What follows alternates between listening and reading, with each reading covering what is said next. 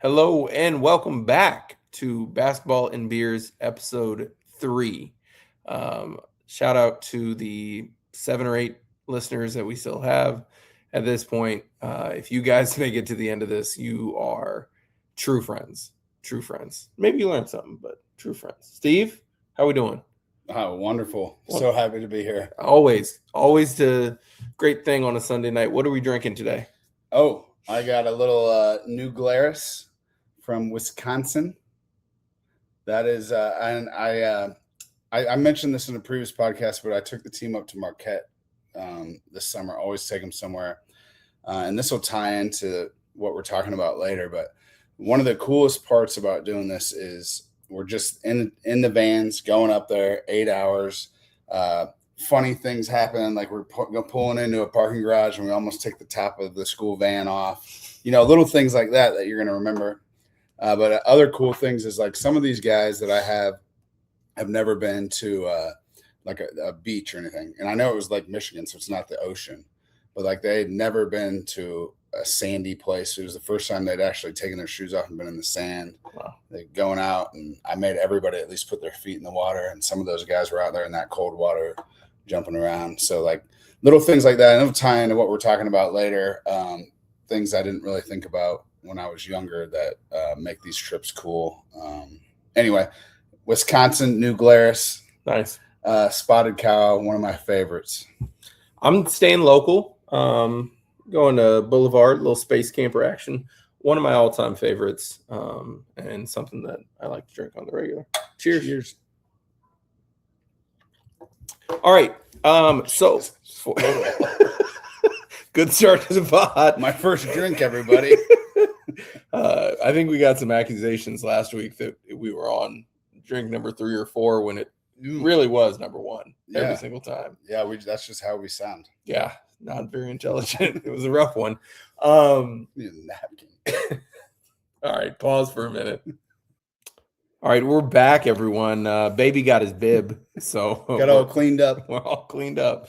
Ready for our first segment. Gonna do a new one this week. A couple of them are gonna stay the same, but gonna do a new one this week with a little inspiration from last week. So our new segment is called Shout Out Rome. Shout out Rome. Okay, so we want to give a shout out to former player, former coach, someone that we've shared some good times with. And they don't have to be riding a horse. They don't have to be riding a horse with a fanny pack. Okay. Ever. Nobody should. Steve, who's your shout out for this week? Shout out for this week goes back to my first time at Piper. So many years ago, Colton Walker. There was the Walker twins, Cameron and Colton, and those guys have been coming back to our alumni game when they can. So it's always great to see them. But what's cool about this time is he took me out to lunch. He paid for lunch because he's a financial advisor, and he talked about, we got to catch up on life, but he also talks about what he's doing for work and all that. And he's doing an awesome job with that. And it was great. Great to put that on the business card. You know what I mean? So it's cool to catch up with him and experience, however many, what is that? 10 years later. At least how well more he's than doing. that. Yeah, It's whatever like 13 it is. years. So that's my shout out. My shout out this week will go to a Dawson Pomeroy from the Shawnee Heights days. Similar fashion to Steve. Met up with him just before beginning of the summer. And he's a real estate agent in Kansas City, and we were talking about houses, and he's potentially helping me find one later on. Not now, not anytime soon, but when that day eventually comes. But he great to catch up with him. He's living a good life, married, doing a lot of good things, and His younger brother doesn't like me very much. Well, I mean, you guys played each other quite a bit in sub-state, state, and some league games and everything like that. He's doing pretty well for himself, though. Oklahoma State. Yeah. I think he still likes you. No, he's a great kid. Yeah. I'm just talking trash. Yeah, as always. Well, that can be a great. Anyway, shout out to our two former players right there. Steve, what's your wild card this week? I was told to cut down and also only talk about certain things, but we love our feedback. I have 2 this week. Wait, was that feedback from me or? That was our network's unstable. Oh, it's okay. So anyway, I got 2.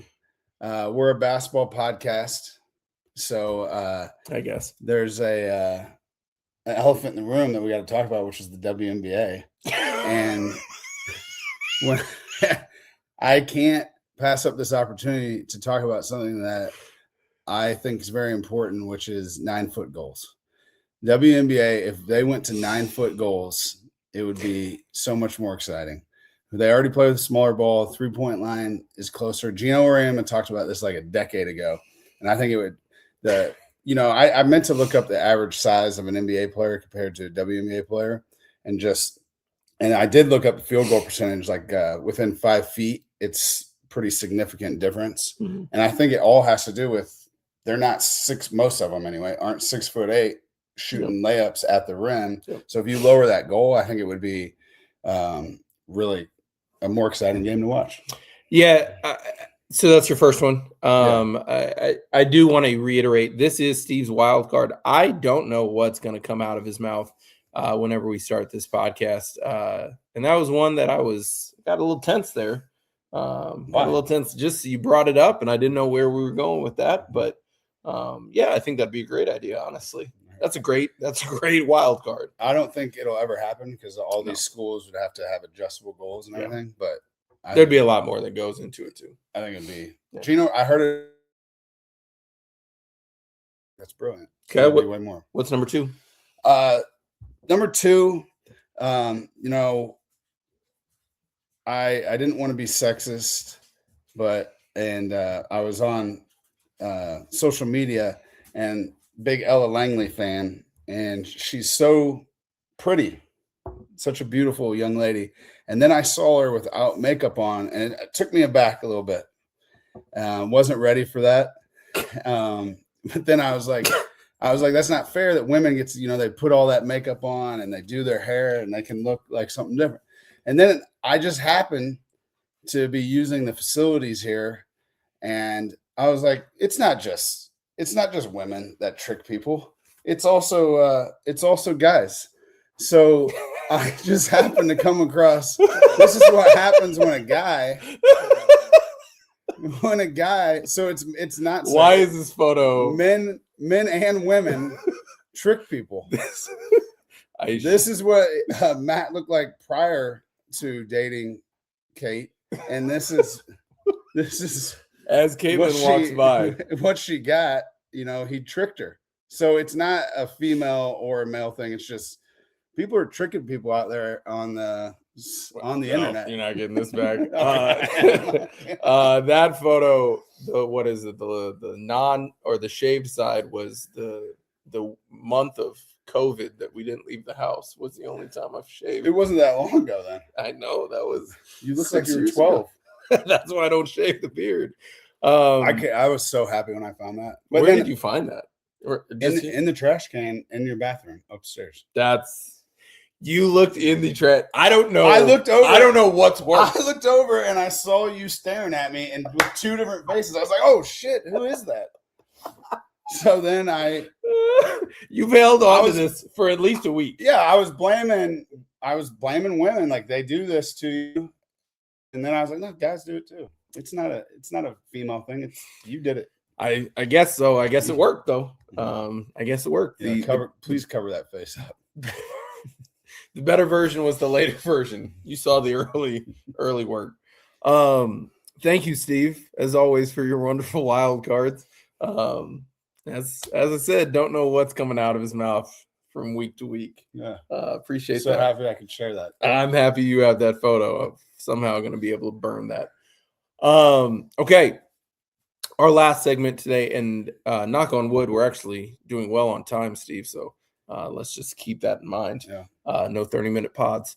Right. But our last segment is our Fab Five, and we thought we would tie it a little bit closer to our high school days and say what are our high school coaching, and say what are the things that we have learned since we've become a head coach. You can fit so many more into 5 than 5. Oh yeah. But this was you talked about it before. This was pretty difficult to do, actually. Yeah, to whittle it down is hard, but I mean, you just have a zillion ideas. But I'm gonna let you go first on this one. What is your Fab We're Five? not gonna rock paper scissors. You want to do it? Yeah, Okay. dude. Okay. Best of one. Best of one. Okay. Yeah. Rock paper scissors shoot. Boom. Okay. All right. So I will go first. This one seems, I guess, tedious to some, but paperwork, the amount of work that you do that isn't coaching, as a head coach is unbelievable. You are in charge of the transportation, your schedule, you're in charge of ordering your gear, designing it. You're in charge of hiring your coaches and working with facilities on practice times, all these different things that I don't think people necessarily are ready for. And then you have to do all the X's and O's. You have to do the film work, the scout, get your team ready. So it just seems like it's quite a bit. It feels like you're more of a basketball operations person than you are a coach sometimes. So that would be my number one. That was going to be further down my list, but I'm just going to piggyback off of that since you brought it up. I don't think assistant coaches, and sometimes I try to keep my assistants in the loop, the ones that want to be head coaches, so they know what's coming. But yeah, it's a whole job beyond basketball that you're constantly doing something, Mhm. whether it's like you named a few. Another is just, meeting with your AD and talking to him about, we need this, this, and this, and then following up and keep pushing for those things that you think you need. Talking to parents. I was just talking to one of my players now about his fall schedule and how it's going to fit with what we're trying to do this fall. Right. And that's on a Sunday evening. So there's so many different things that go into this that definitely have nothing to do with X's and O's, nothing to do with game night, even practice. Yeah. Like there's so much time spent on other things. And I think, I honestly think that's what burns a lot of guys out, is all that extra stuff like that. Well, and on top of that, I mean, high school coaching is great, but the majority of your salary is there for the teaching. And so 8 hours of your day, depending on how much you actually invest in it or not, but 8 hours of the day is taken up with some sort of distraction. Something else is going on. You're putting out fires, cleaning up, tracking people down, grades, for figuring out fundraisers, what you're going to do with that, and how you're figuring out community service and reaching out. I mean, there's so many different things. Anyway, we better move. Yep. Steve, you're first. I'm doing this one first. You were first. I know, your first pick. Oh, I'm going to go just to basketball here, just to completely change. But I think you and I have talked about this numerous times, but as a new head coach, I think being able to break a press and being able to break a zone are two things that coaches aren't ready. Everybody's got their man offense ready to go. Everybody probably has a pretty good feel for defense. But Zone-O, that took me a long time. I feel like I like going against zones now. I would have never said that in my first 8 years of coaching, probably. And then press break, which having the right personnel helps with that, but also just, I have special situation ones now, but just little things like that. The special teams is what we call it, like even like the baseline out of bounds and sideline out of bounds, all those things. But definitely Zone-O and press break would be like the on the court stuff that I would say young new head coaches take longer to figure out sometimes.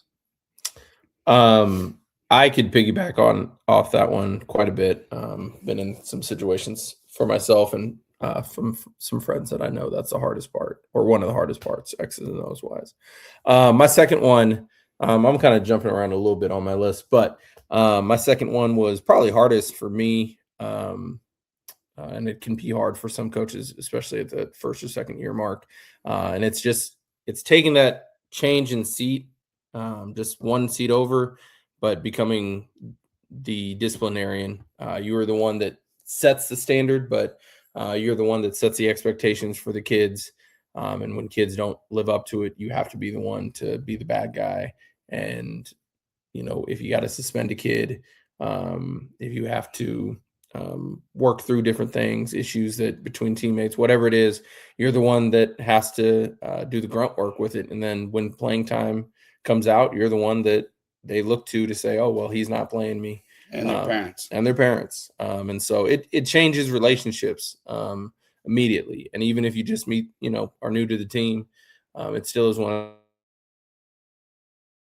So I think that's one thing that some coaches think it's really easy. Just, you can continue to be yourself, and you can, for the most part, you should be.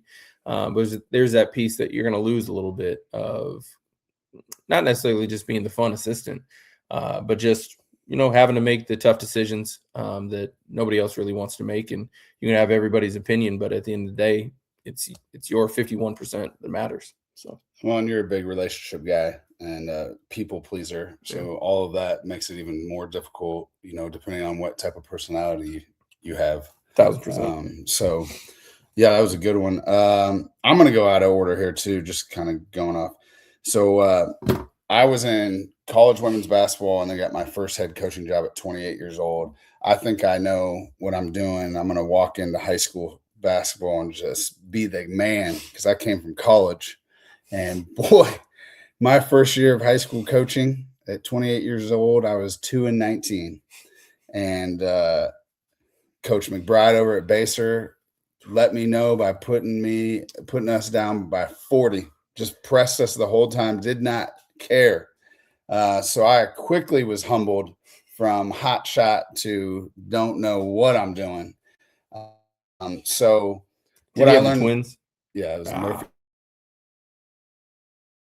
I learned there is one, I have a lot to learn. I learned that it doesn't matter what level you coach at, there's great coaches. There's some high school coaches are better than college coaches, and some, and so on. There's great coaches at every level.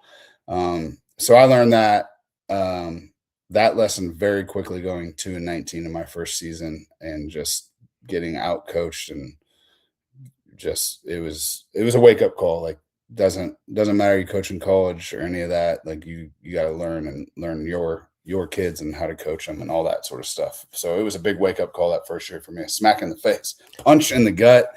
I mean, geez, I got beat up. Steve, I've been there as well, and I didn't come in cocky, but I was quickly humbled by some great coaches in our league that let me know you're not there, young fella. Yeah. 76-22 is the score that always sticks out to me. Bishop. Yeah, that's tough. Leading scorer was a freshman that played the last running clock quarter. So that was rough. That was a rough day. That was a rough day, but we all bounced back. Yeah. Doesn't sound like you have, but yeah. You hold on to some more than others. Sounds like that was a rough one. Yeah. Sticks in the head. Yeah. Quite a while. All right. My third one.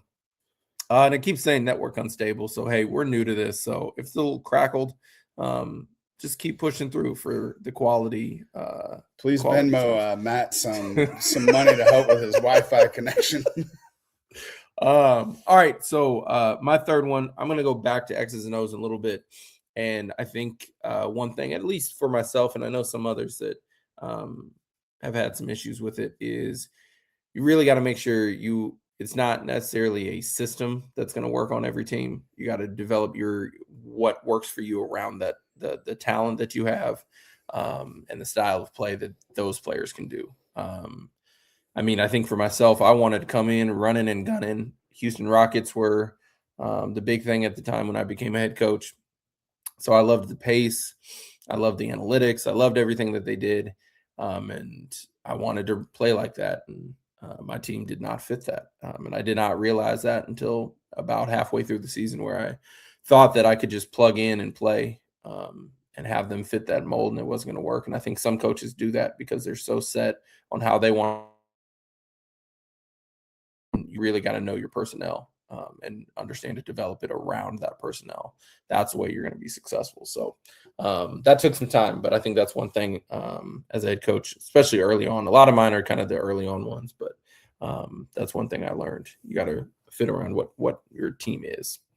I 1000% agree. I was just having that conversation with a football coach, actually, because I think football coaches are even worse at trying to be a system person and not. Yeah, and some of that could be what they see NFL, college, and they think I can do this from Madden. Which leads right into this is good pause. Yeah, I was trying to think of how I want to say it, and I failed. So I was lucky enough to be an intern with the Utah Jazz, and their vice president and GM at the time, Kevin O'Connor, came to talk to our team, and this was I don't know, one of the first years at Piper, and he brought them all in, and he was like, "All right, when we're evaluating players to potentially be in the NBA, what do we look for?" And my guys are, how hard do they work? Are they a great teammate? Are they coachable? And nailing this. And he just goes, "No." He said, "You guys are missing one thing. Are you good enough?" So one thing that you're going to learn real quick is it's about the Jimmies and the Joes. How much talent do you have, and what kind of kids are they with that talent that they have? So you got to have the Jimmies and the Joes. And I'll get into all these coaches that want to talk culture. I'm going to get into that for a second. But if you're just talking about winning basketball, you got to have a certain talent level first. He said, Kevin O'Connor said, once you have the talent, it is all those other things, but you got to have the talent first. That's a important piece. When we went from 2-19 to 17-6, part of that was I became your assistant. That was not it. This guy worked for me the first time, $500. We'll talk about that at a later date, but yeah, driving 45 minutes every day. Go ahead. So anyway, that's another thing for young people wanting to get into coaching. Stop thinking you're ready to be the varsity assistant. I worked for free and worked my way up before I was ever paid. And then when I was paid, I was barely paid for a long time. So anyway, that gets on my nerves too when people want to apply for positions. They're not. This is the Fab Five section, not the wild card. So anyway, whatever. You got me rolling. Anyway, it's about the Jimmies and the Joes, not the X's and O's, which kind of leads into what you were saying with you got to adjust your X's and O's based on who your Jimmies and Joes are. So if you got guys that can play fast, play fast. If this whole thing with 3-point shooting, if you ain't got anybody that can shoot, I wouldn't go with the analytics that the NBA is going with. Yeah. So, we've won a lot of games and haven't been able to, one year our free throw percentage was like 50%. I'm not even exaggerating. It's embarrassing. It's not analytic. Anyway, it's about the Jimmy. And a quote that I heard that completely changed my coaching forever was by Chuck Daly. And he said, basketball is a simple game. People are complicated. Figure out people. And that I read that the year we won state, and that quote has stuck with me forever. It's about the Jimmy and Joes with talent, but also the relationships you build and how you connect with them and how you get them to do the things that you think will help make them the most successful. But yeah, when he said that basketball is simple, people are complicated, figure out people, that has stuck with me. All right. Well, we were on track for time. We're getting closer to our 30-minute time frame. But we got 2 more picks left. I think my fourth one, my fifth one, fourth and fifth, both are things I learned later on in my coaching time. But it really, really, really, really matters who you have around you. I am a big proponent of having the right staff because I think that rubs off on the team. When you get along as coaches, when you all see eye to eye, and everybody's kind of on the same page, it makes that team 10 times better because they see the camaraderie you see in your coaches. I was lucky enough the last couple of years to work with the Blue Valley West staff, and I felt like we clicked and our players clicked because they saw how close we were. And then even those last couple of years that I was a head coach at Blue Valley Northwest, I had some really good people around us, and it started to make things a lot better program-wise just because we all kind of saw eye to eye and knew how much work it was going to be. So I think having the right people around you, you don't always get that opportunity as a head coach to pick at the beginning, but after the first couple of years when people might start to step down or move on, it's really important to get those people that you want around you. I mean, that's benefit of being with you for 5 years. So Yeah, I mean, I've been a lot of coaches talk about that, and I've been so lucky. From when I first got to Piper, I inherited Chris Slaughter and Corey Apple, two great guys. You came along, and then Coach Nat, who's getting back into it. He's the oldest. He's got to be the oldest coach in Kansas. Shout out Coach Nash. Shout out Coach Nash. And one of the 7. We'll talk more about him. Sure. Yeah, he better be. He will be now because I'm sending this to him. And then we had Jenny Daly, Scott Steinlage, Derek Jackson now, and Justin Richmond, Matt Storr, Alex Ivanuska. I got some new guys coming in this year.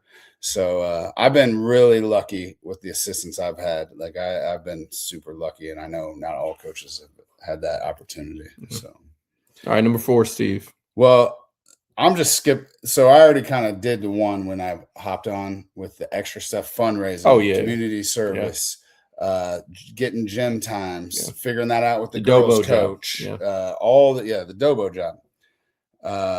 So I really only have one left. Okay. And this goes into like the culture part. Mm-hmm. And to me, the mentorship part of it, I feel like I've gotten better and better at that as I've gotten older, which makes sense, especially when I had my own kids. That really did some things differently too. But just the mentor part, like our shout outs to our former players and those connections, and just trying to help these guys. Like one thing I try to do every year is teach them about a Roth IRA, because I took a pre-calc for 3 days in high school. And those 3 days, I figured out it wasn't for me. But that man taught us about Roth IRAs and how that worked with money. And from that moment on, I knew I was going to have a Roth IRA. So once I became a teacher and coach, I promised myself I would teach the team that every single year. So that's one thing. So the mentorship of how to control your emotions, to being a leader, to going out in the community and helping, taking these guys to places they've never been.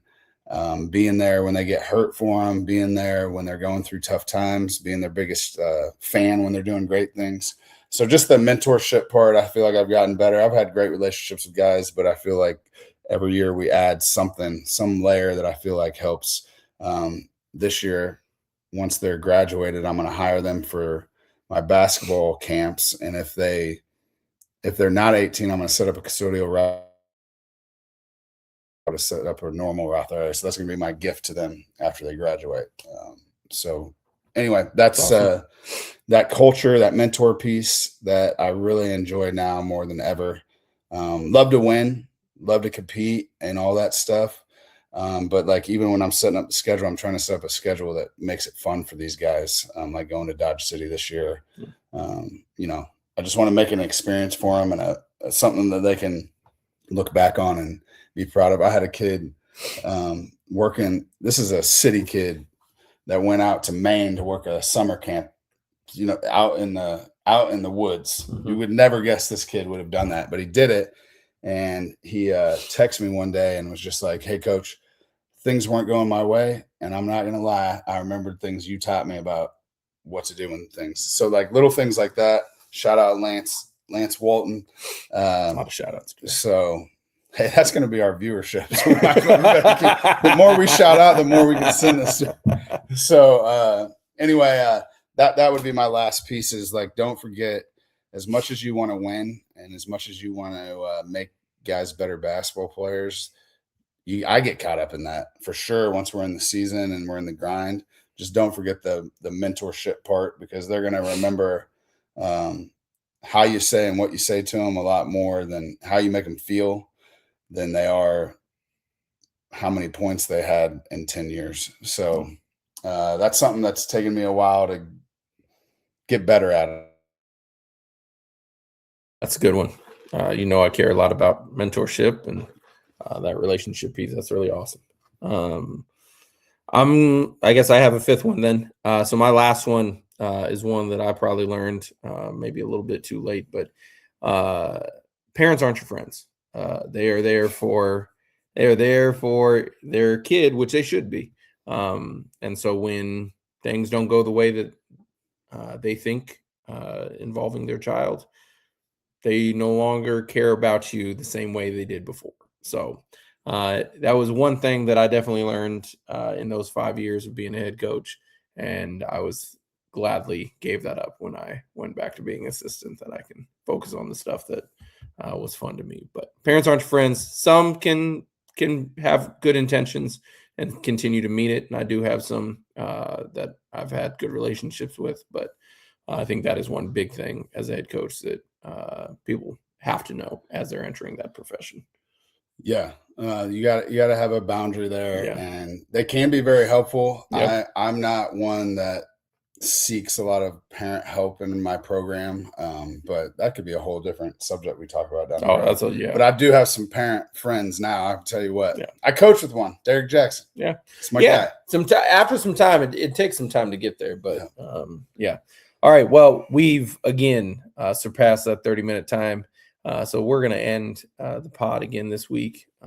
And Steve's going to go ahead and let it shout out again. Hey, we can't end. We got to end on a good note right here. Look at that. Look at that face. Look at that baby face. Woo! Baby face. That wasn't that long. Bye, everyone.